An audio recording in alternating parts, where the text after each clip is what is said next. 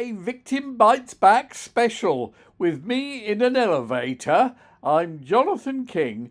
My God, this man King's travelogues are absolutely fascinating. I can't take my eyes off it, says silly man in deck chair. I'm off to Lyon originally, leaving the south of France, mainly I have to admit on motorways, but a lot of it is on the little various roads around France, and I love driving through France. It's a long drive, but it's absolutely fascinating looking at all the scenery as I make my way to the little tiny village of Bagnols and the Chateau de Bagnols. It is a wonderful old chateau built around the year 1200, and it's absolutely fantastic.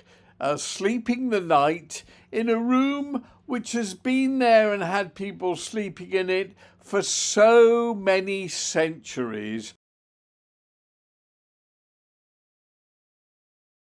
The Chateau de Bagnols is a lovely hotel, beautiful chateau, but it's sort of not 100% perfect. In fact, I'd say it's a 4-star hotel charging 5-star prices. Example, my breakfast, which arrived this morning, was completely cold, apart from the coffee. Fried eggs, cold. Sausages and bacon, cold. Extra trimmings like onions and tomatoes, cold. Only the coffee was hot. And the cost of that breakfast, 70 quid. As we look at the gorgeous Chateau de Bagnols and all the various aspects of it, be they old or newish, let's examine some of the other things that have been going on. MasterChef, this absurd madness about Greg Wallace and John Turode, both of whom seem perfectly decent people and who are very, very good hosts of MasterChef, as you can see with the current series. For some reason, they've both been cancelled and they've both been taken off the future series, and they're ridiculous reasons.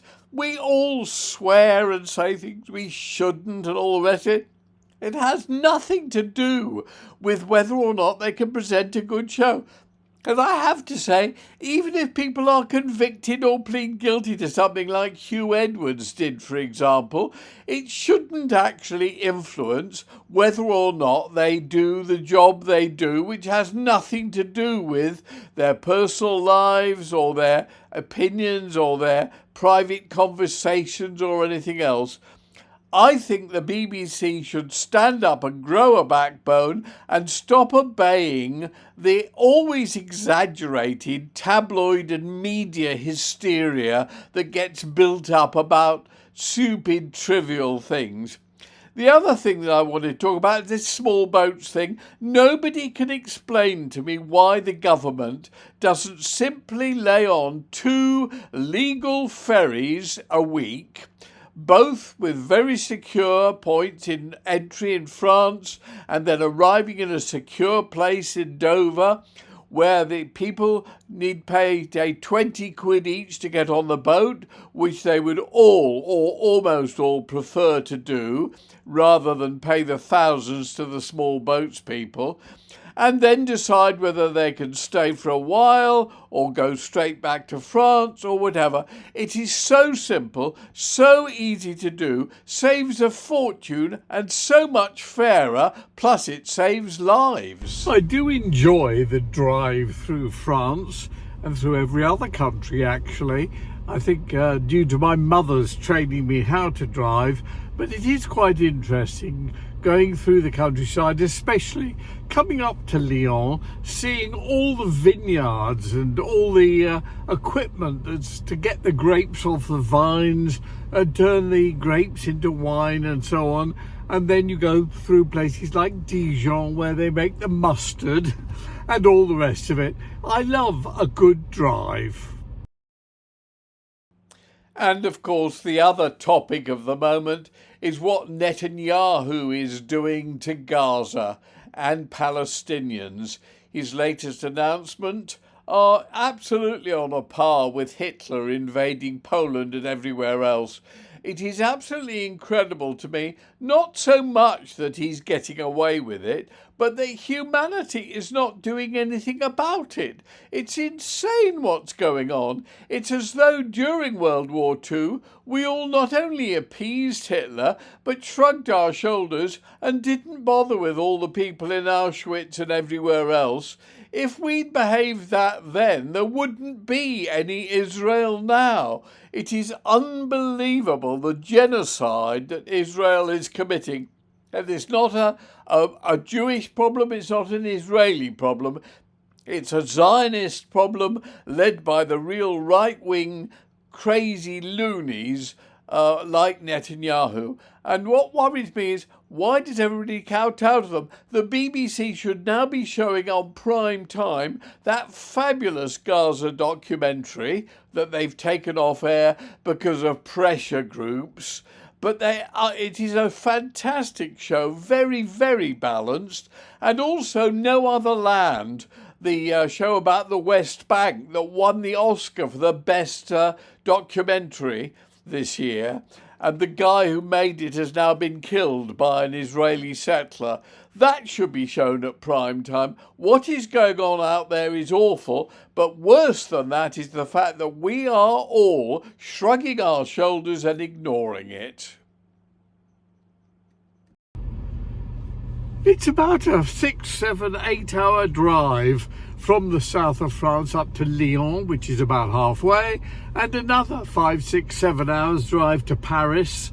And then from Paris, it goes on for another 3 hours or so to Calais and the Eurotunnel. And if they let me through, it's another couple of hours drive up to civilization, known as London. My hotel in Paris is the Molitor, which used to be the municipal swimming pools. I swam in it 60 years ago when it was a municipal swimming pool.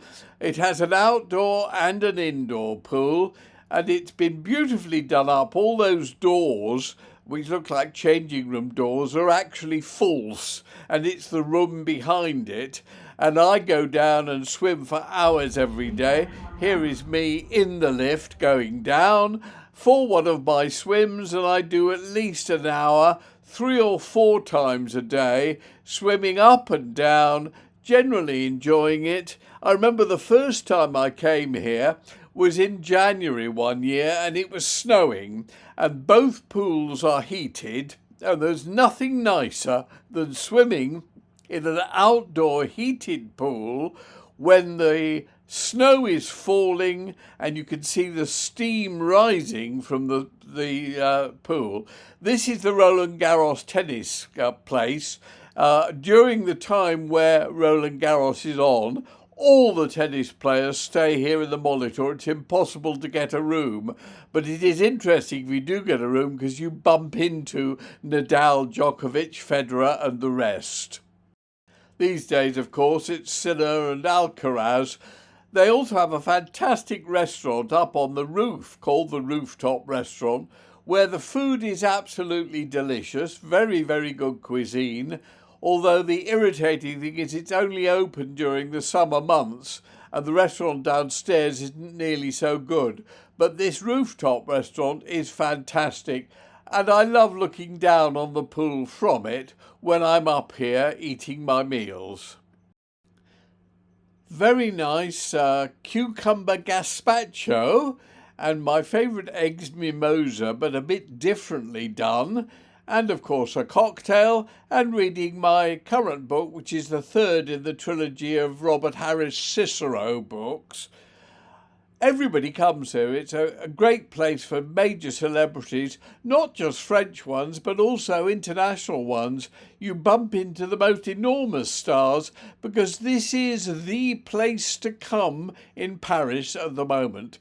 The inside pool is being redone up at the moment, so you've got loads of people sanding and polishing and all that. Likewise, just like the outer pool, it has still got all the changing room doors which actually lead into rooms rather than into the changing rooms. But the people come and swim here, It's usually not that crowded. I think it is quite expensive. I think you've got to stay in the hotel, although they do have a spa connected to it as well, full of people, many of whom don't want to be seen on camera. Look at this lady covering her face.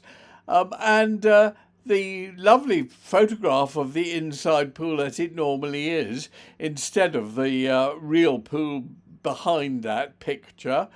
I had to show you this photo again. This man is now checking the times of the Eurotunnel that will take him back from Paris and France to England. Here's me enjoying the sunshine and enjoying my hotel and saying, please join me next time around for another Victim Bites Back special.